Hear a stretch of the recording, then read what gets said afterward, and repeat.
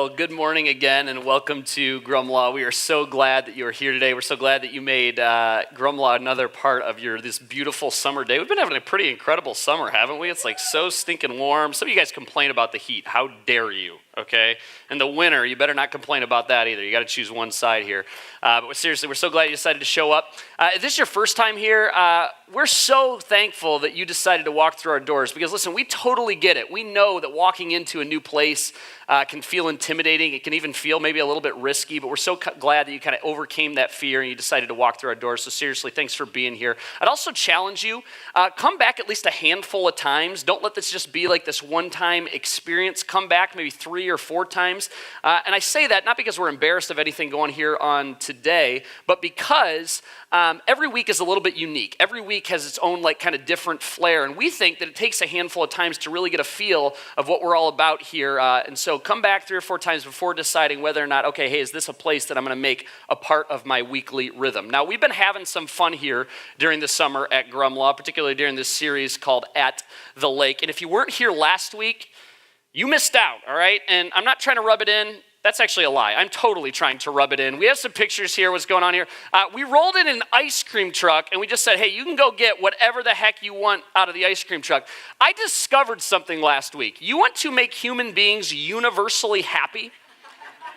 Bring in an ice cream truck and tell them there is no charge. I mean, young and old alike. I mean, look at this. Joy, joy, joy, joy. Nothing but joy on people's faces. It made me think maybe we should buy one of these things and like have it every single Sunday.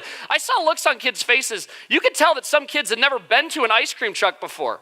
So that coupled with the fact that it was free, it was like this moment of like, I can pick anything and like it was just completely overwhelming. So anyway, you better come here every single week because you never know what you might miss. We always have kind of something up our sleeve. But if you've not been here for every single week during this series, which probably describes just about every single one of you, you can always go to grumlaw.com/messages, and you can't get a bomb pop or like a Choco Taco there, but you can at least get the messages. You can either listen or watch the messages there. A lot of you take advantage of that. You can also find us under Grumlaw Church, wherever it is that you might grab your podcasts. And we say that intentionally because it's so easy in the summer to kind of like step back and get completely disengaged with church because you might only be here like once a month. And listen, I know that schedules are busy and I know there's vacations, but I'd really challenge you, if you're not able to be here on those Sunday mornings, make sure you're going online, you're either listening or watching there. We know a lot of you are taking advantage of that. So today, we continue in our series called At the Lake, and if you weren't here last week, I'm going to kind of give you the quick 30-second recap of what went down last week.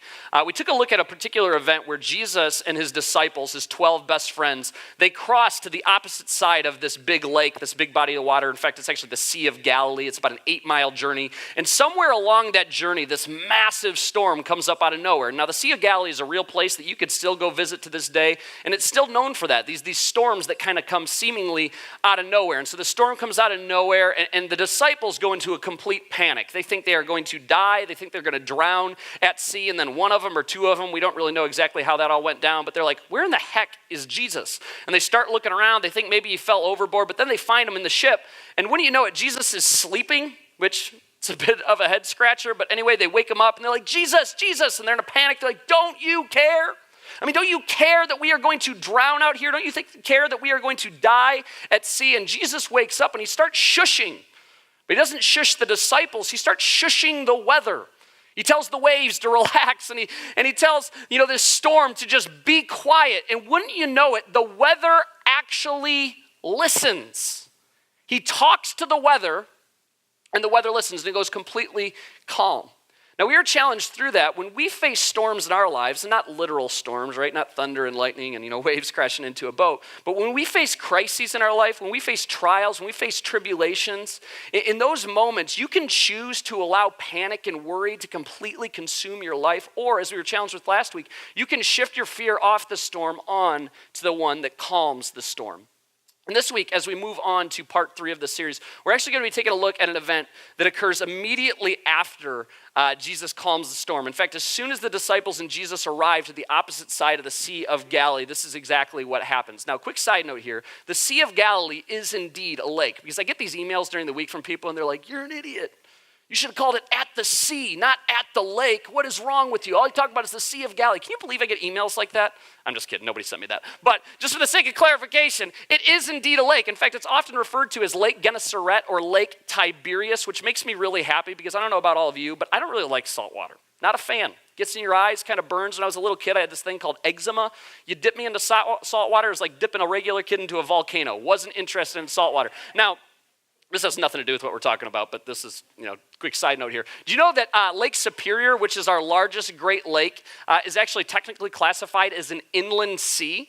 It's the largest body of fresh water that we find anywhere in our world, and so we're calling lakes seas and seas lakes. Our world's a pretty messed up place, but this is the kind of valuable information that you find when you're researching for sermons. But anyway, getting back on track, Jesus calms the storm, right? They travel to the opposite side of the Sea of Galilee. Again, it's about an 8-mile journey from one side to the other.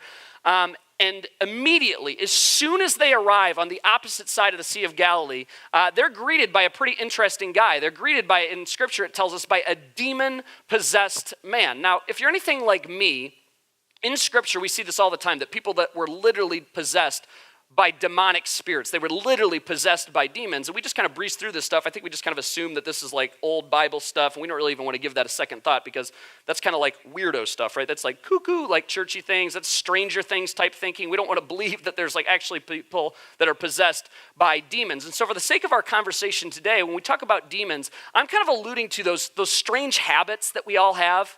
For some of us, we might call them vices or addictions, these things that maybe you're not particularly proud of, these sins that are kind of in your life, and you're like, yeah, this has kind of developed more into just like this one-time thing. This has become like a habit in my life. Maybe for some of you, you struggle with things like this. Take a look.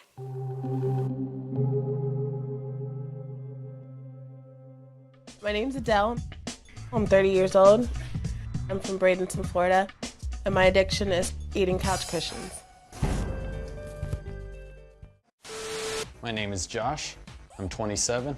I live in Worcester, Ohio, and I'm addicted to eating glass. My name is Keisha. I'm 34 years old, and I love eating toilet paper. My name is Teresa. I'm 44 years old. I'm from Williamsport, Pennsylvania, and I'm addicted to smelling gasoline.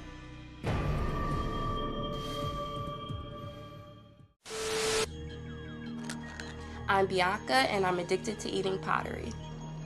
I can't. My name is Margaret, and I'm 53 years old. I live in Morning View, Kentucky, and I'm addicted to stinging myself with bees. My name is Lisa. I'm 43 years old. I live in Detroit, Michigan, and I'm addicted to eating cat hair. My name is Bria. I'm 19 years old, and I'm addicted to eating sand. My name is Kevin. I'm 27 years old. I live in a suburb of Chicago. I don't have any broken bones, but I'm addicted to putting orthopedic casts on my body. My name is Evelyn. I'm 27 years old. I live in Cape Girardeau, Missouri, and I'm addicted to drinking air freshener. My name is Nathaniel. I'm 27 years old, and I'm in a serious relationship with my car.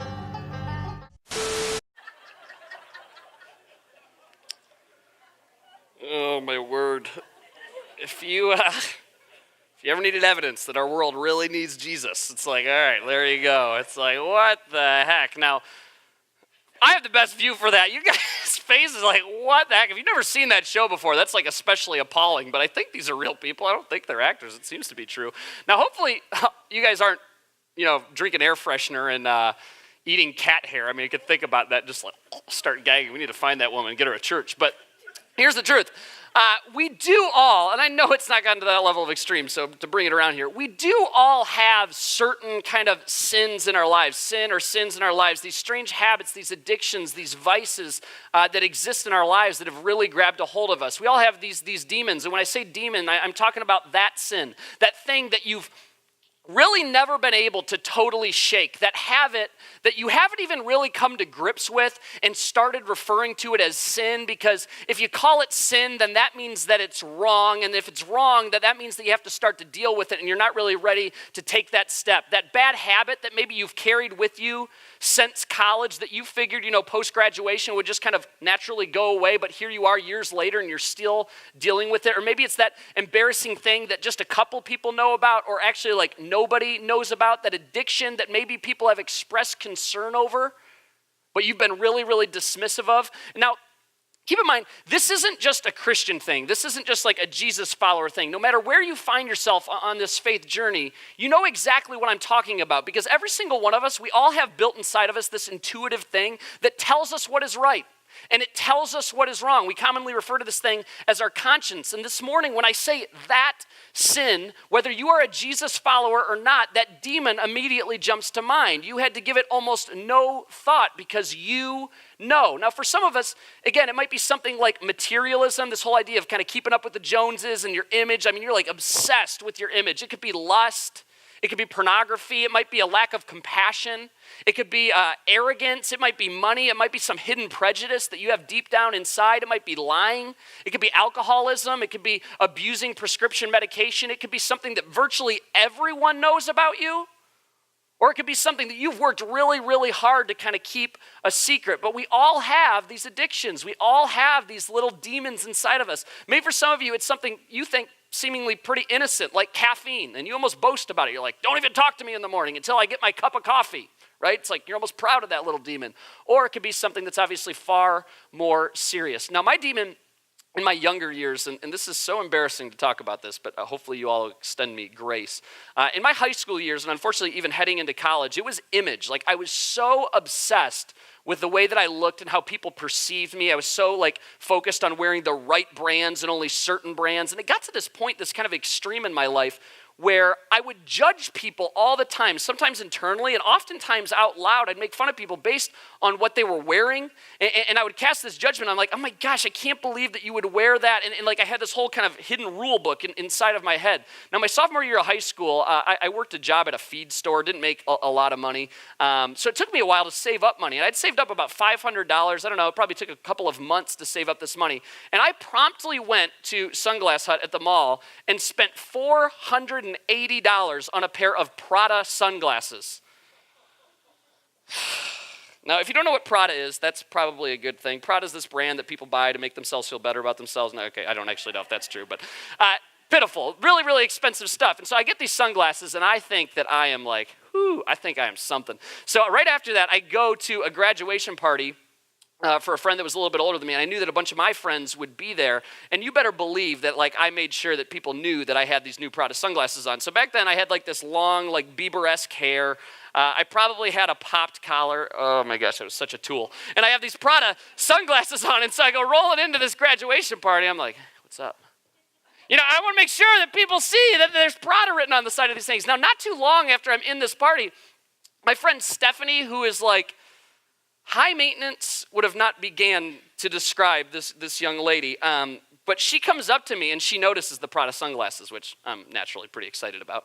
And she kind of takes a closer look at them and she goes, "Are those Pradas?" And she talked like that. And I was like, yeah. This is, again, me in high school. Pretty pitiful. And then she takes a closer look and she goes, "Those are fakes." Now, in that moment, there are a few things that you could have said to me that would have gotten me more wound up than telling me that the sunglasses that I just purchased for $480 were fakes. They were real. And so here me and Stephanie are in the middle of this party getting into a heated argument as to whether these sunglasses were authentic or not. Again, extend me some grace. Now, as ridiculous as that sounds, and mind you, it is completely ridiculous, it was my demon. It was this vice. I would love to tell you that once I realized, man, this has really kind of grabbed a hold of my life, that I woke up the next day and it was just gone, but it wasn't. It kind of took months for me to sort of deprogram my brain and kind of get out of these really, really terrible habits. that I had developed. It was a tough kind of addiction, a tough demon for me to kick. And many of you who are sitting here today, you have probably equally embarrassing or even more embarrassing demons in your lives, addictions that you would actually never talk about out loud. Now, as I thought about this and I was prepared for this and I thought about these demons, these habits, these vices that we all struggle with, I think we essentially deal with our demons in three ways. And number one, we fail to recognize they exist. It's like a sheer ignorance thing. You don't even recognize that this is an issue in your life. Maybe it's been something that you've learned from a parent, from a friend. You don't even recognize that this is like a thing in your life. Other people might see it, but it's never even been pointed out to you. You genuinely do not know. Two, you acknowledge and you ignore them.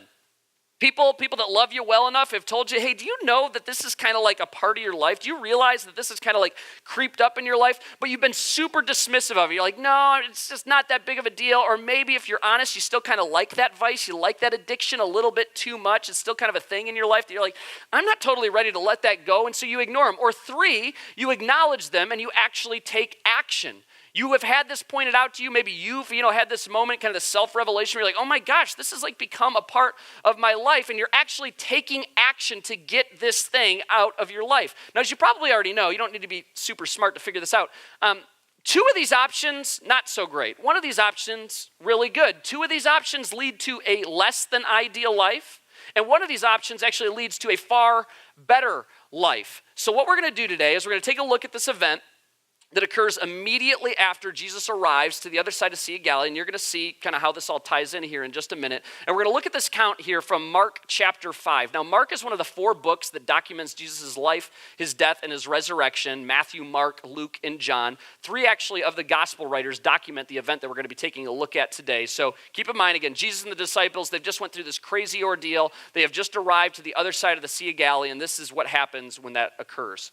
Verse 1 of chapter 5 in Mark, it says, so they arrived at the other side of the lake in the region of the Gerasenes. So they just crossed this massive lake. Again, it was a crazy, ordeal that they had just been through. I mean, the disciples have to be both physically and emotionally exhausted. They thought they were going to die. They have just arrived to the other side of the lake. Now, keep in mind, where they were just coming from on the other side of the lake, they were talking to a largely religious audience. They were talking to largely Jewish people. Now when they cross the other side of the lake, it might as well be the other side of the world, because now they are going over and they're talking to a Gentile audience. Now, Gentile is a term that we've seen thrown around all throughout Scripture, and it simply means non-Jew.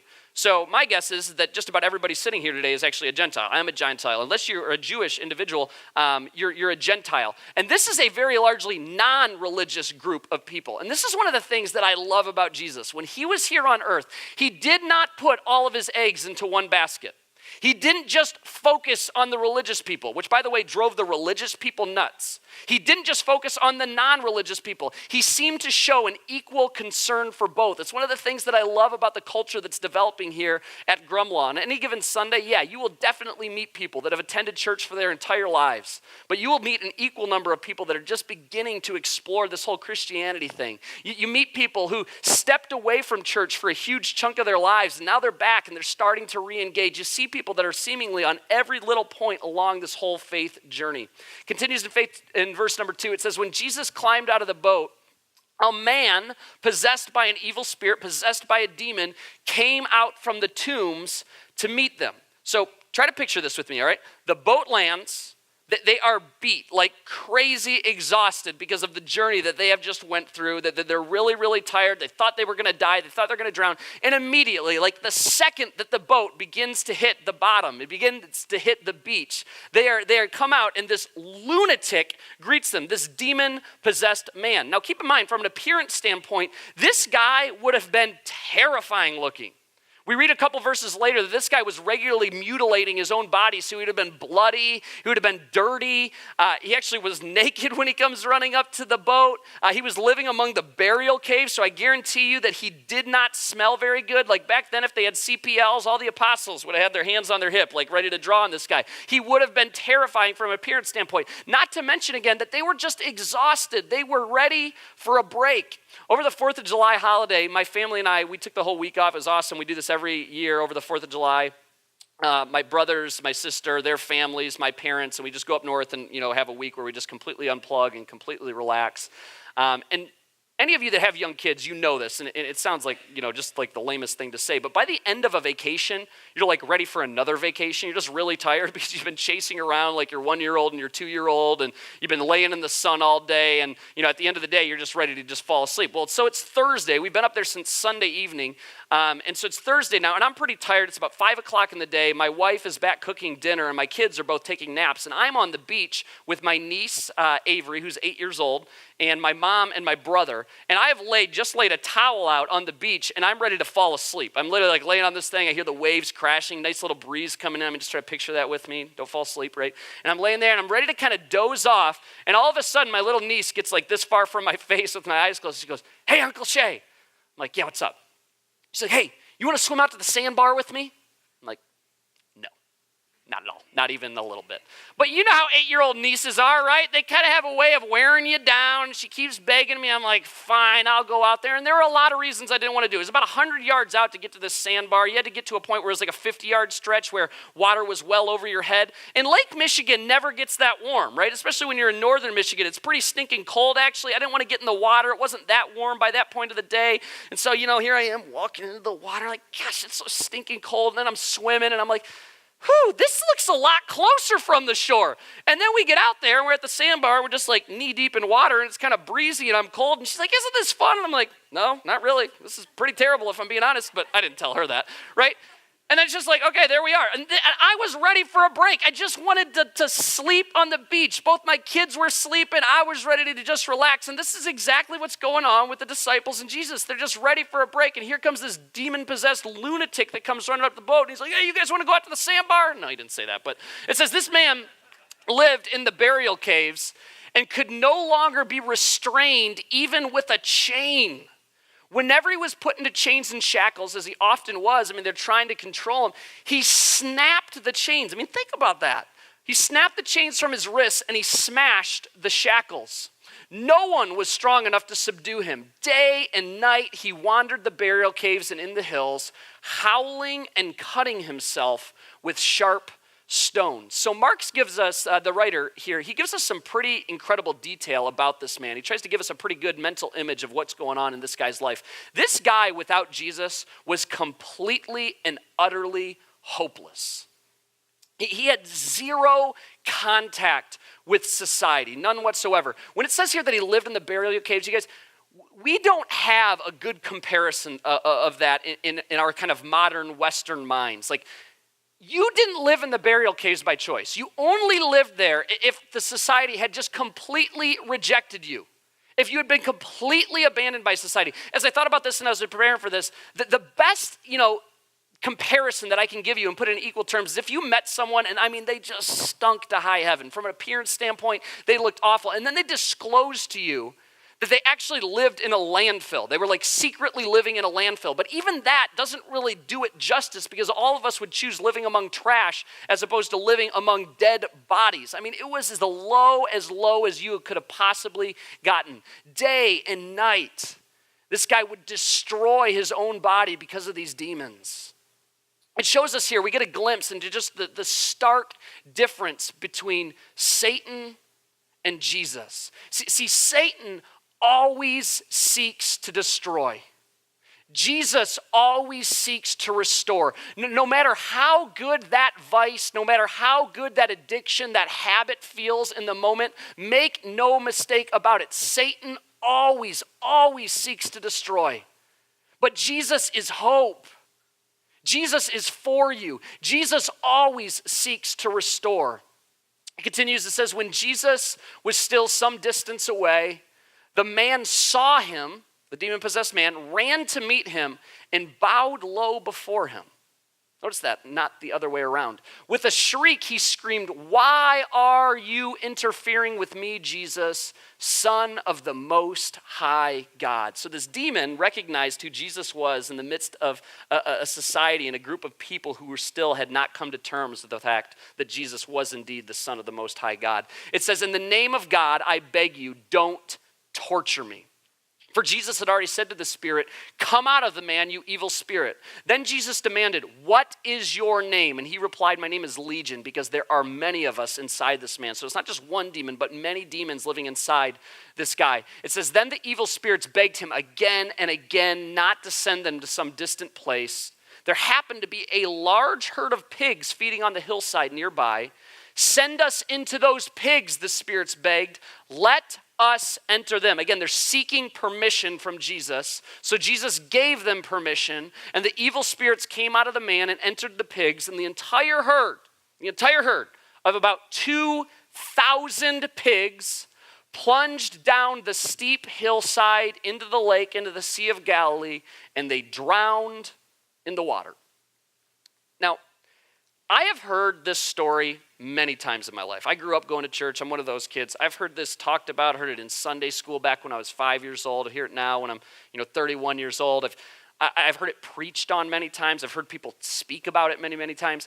And every single time I read this account, hear it preached on, listen to it, doesn't matter. Every single time, the exact same thing comes to my mind. And my guess is it's probably the same question that's in your mind right now as well, even if this is your first time hearing it or whether you've heard it your entire life. Why the pigs? Why the pigs? Like seriously, think about that. Why the pigs? I mean, what the heck did those 2,000 pigs do to Jesus? Why would he allow every single one of them to die? I mean, couldn't have Jesus been like, "Hey, okay, 2,000, that's like a lot of pigs, demons. You're getting a little greedy here. How about you go into like 2 pigs and just 2 pigs die?" Or maybe, okay, we see that there's a lot of a lot of demonic spirits. How about you guys go into like 100 pigs? But seriously, did all 2,000 pigs have to die? I mean, Jesus, seriously, what's your problem? Why would you allow every single one of those pigs to die? And then as I got a little bit older and I started thinking about this, I'm like, oh my goodness, somebody's livelihood rests on those pigs. There was a guy out there where his income, his livelihood was based on those pigs. Can you imagine that dude?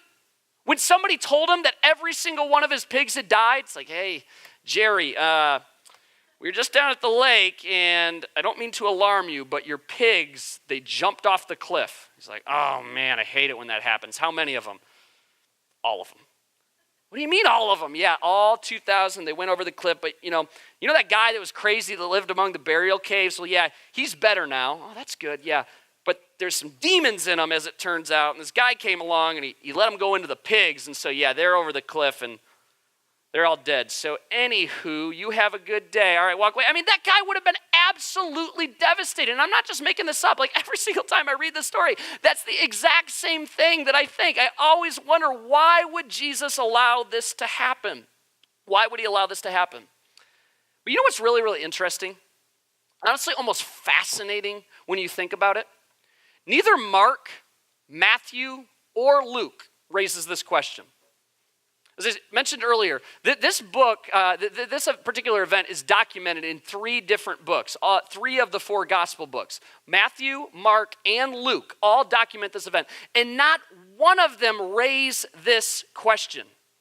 None of them actually show any awareness of the moral questions which so naturally arise in our modern Western culture minds with regard to such a huge loss of animal life or the economic loss inflicted on a seemingly innocent third party. How is that possible? How did none of them think to write, okay, yeah, we should probably answer this question? How did not one of them address this question that so naturally comes to my mind? And I know I'm not alone on this. I've talked to enough people. We all think the exact same thing. Why would he allow every single one of those pigs to die? Now perhaps, and this could just be my theory today, and you could take it for what it's worth, but it seems to be supported by a lot of theological minds that are far more intelligent than me. Perhaps in our society, we have drifted to a place where people care little for other people. How sad is it? And I'm not pointing the finger at you, I'm pointing the finger at myself. How sad is it that the first thought that comes to my mind is, oh my gosh, what about those pigs?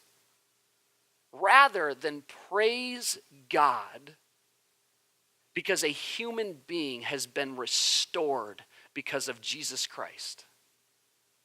How sad is it in our society, and I know I'm speaking in broad terms, and I know there's exceptions to this, but for the most part, how pitiful is it that people, for the most part, we care more about our wealth, we care more about our possessions, we care more about our property, we care more about our pets than people, than human beings. I mean, as I was thinking about this week, I mean, how sad and embarrassing and honestly pathetic is it that we see more PSAs, we see more commercials, we see more advertisements, we see more billboards about helping dogs, cats, rhinos, elephants than we do for the 36 million human beings that will die this year alone from starvation.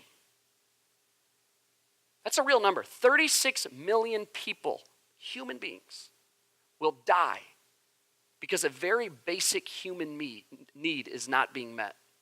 How sad is it that at least, and this is actually a low estimate, that there are currently, right now in our world, there are 20 million people being trafficked for sex, for labor, in large part children, young boys and young girls. And this isn't like an other side of the world problem. This happens right here in Genesee County. This happens right here in Grand Blanc. This happens right here in our communities. 20 million human beings are being trafficked against their will. And for the most part, if we're honest, we could care less.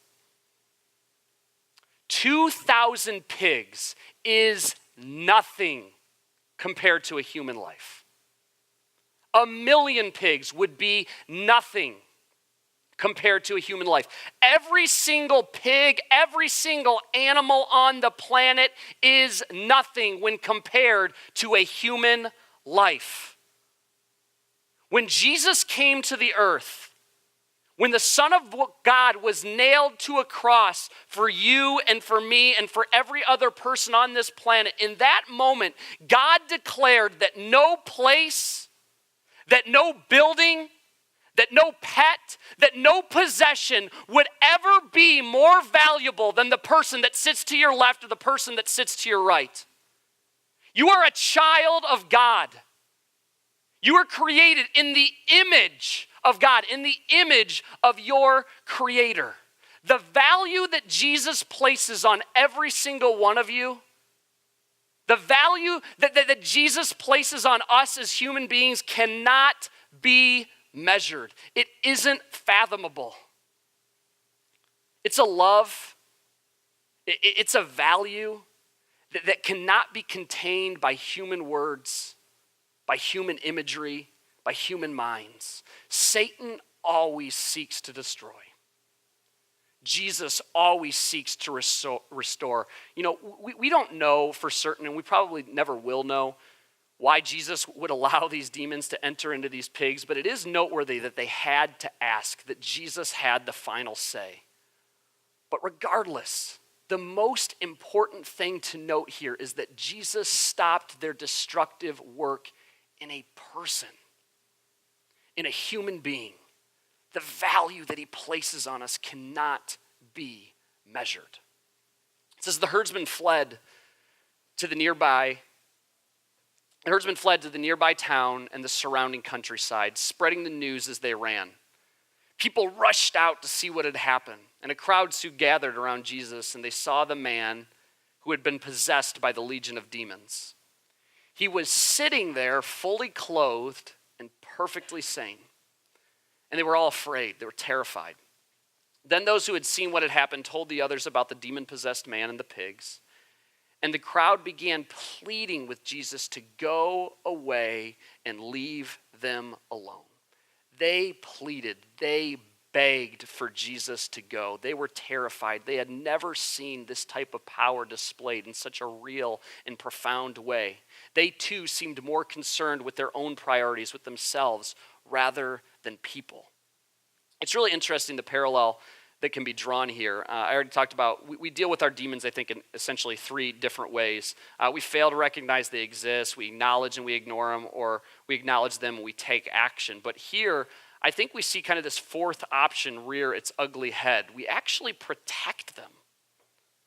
Someone calls us out, we start maybe to feel a little bit convicted, and we actually nurture and we protect those demons, those habits, those vices. We tell that person to get out of our lives, to mind their own business. It's the same reason that maybe some of you right now, you don't particularly want to be here right now. It's the same reason maybe that for some of you, you left your old church, the last place that you used to go to church, because they just wouldn't mind their own business. When people saw what Jesus was capable of, they begged him. I mean, they begged him to leave. And I have to think in that moment, that broke his heart. That hurt Jesus in a very profound way. And very similarly, when we ignore him, when we ignore the hints that have been placed in our lives, when we ignore the people that have been placed in our lives, that start to point those things out in our lives that maybe we're not so proud of, that we're embarrassed of, those things that have been placed in our lives to try to rid us of those demons, I have to think that it hurts him. It breaks him.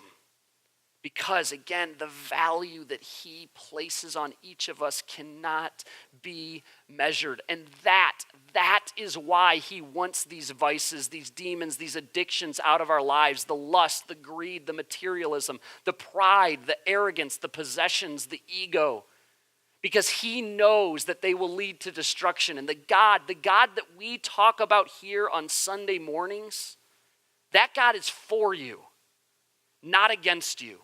Jesus cares so much about you that he goes to some pretty incredible lengths, to some pretty great extents to try and save us from our demons. And I say this all the time, and I'm going to keep saying it because it's so important. The reason that God wants those things out of our lives, the demons, the vices, the addictions, is because he is for you. He doesn't ask us to get those things out of our lives because it simply sounds like the right thing to do. It is so much better than that. It's because he wants your life to be better. He truly has your best interest in mind. See, those of us that choose that third option, and unfortunately that'll be the vast majority of us, most people choose the other three, but when you do choose that third option, something pretty incredible happens. And we see what happens with this man. He says, as Jesus was getting into the boat, the man who had been demon-possessed begged to go with him. They're all begging him to leave, and he's begging to go with Jesus. He began to proclaim the great things Jesus had done for him, and everyone was amazed at what he told them. When we allow Jesus to cure us of those habits and those vices and those addictions, we very quickly see how much better our lives are without them. And you don't need to be a Jesus follower to see this. You don't have to have gone to church your entire life to understand this. Christian or not, when you have kicked a bad habit, have you ever regretted it? Have you ever looked back and thought, man, life was so much better when I was such a liar. I really miss those days. My life was so much better when I was so controlled by alcohol. You ever met an alcoholic who's 2 years, 3 years, 4 years, 5 years sober? Like, man, those are the good old days. Looking forward to getting back to drinking again. Man, life was way better then. You ever met somebody that's like, man, yeah, I used to look at pornography all the time, but I'm cured from that now, but I'm kind of looking for some ways to get back into that again. I mean, those are just the good days of my life. Of course not.